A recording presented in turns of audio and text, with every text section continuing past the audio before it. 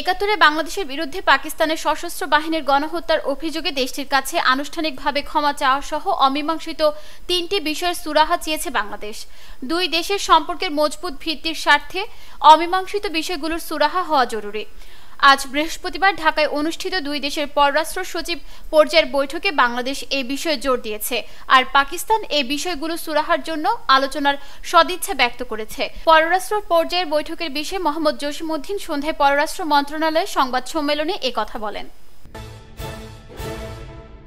সুন্দরী মেয়েদের দিয়ে বিদেশি রাষ্ট্রদূতদের প্রেমের ফাঁদে ফেলার অভিযোগে রাজধানীর ধানমন্ডি থানায় দায়ের করা প্রতারণা ও চাঁদাবাজির মামলায় মডেল মেঘনা আলমকে গ্রেফতার দেখিয়েছে আদালত।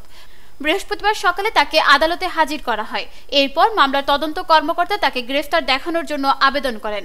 রাষ্ট্রপক্ষে মহানগর দায়রা জজ আদালতে পাবলিক প্রসিকিউটর তাকে গ্রেফতার দেখানোর পক্ষে শুনানি করেন। শুনানি শেষে ঢাকার মেট্রোপলিটন ম্যাজিস্ট্রেট মাসুম মিয়া তাকে গ্রেফতার দেখান। দেশের বাজারে চালের দাম স্বাভাবিক রাখতে শুল্কমুক্তভাবে দিনাজপুরের হিলি স্থলবন্দর দিয়ে চাল আমদানির অনুমতি দেয় বাংলাদেশ সরকার।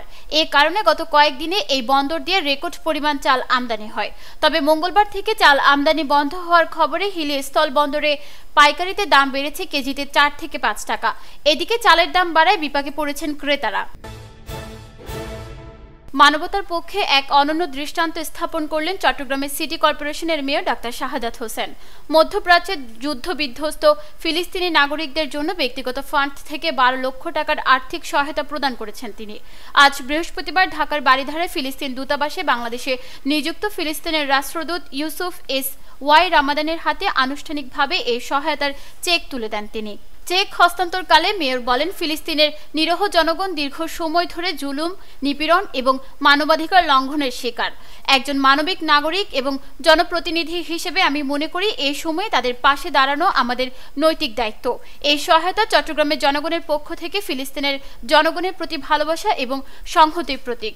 এই সময় রাষ্ট্রদূত ইউসুফ এস ওয়াই রামাদান মেয়রের এই মানবিক উদ্যোগের জন্য কৃতজ্ঞতা প্রকাশ করে বলেন, বাংলাদেশ সব সময় ফিলিস্তিনের পাশে থেকেছে। চট্টগ্রাম সিটির মেয়র ডাক্তার শাহাদাত হোসেনের এই উদারতা আমাদের জন্য অত্যন্ত প্রেরণাদায়ক।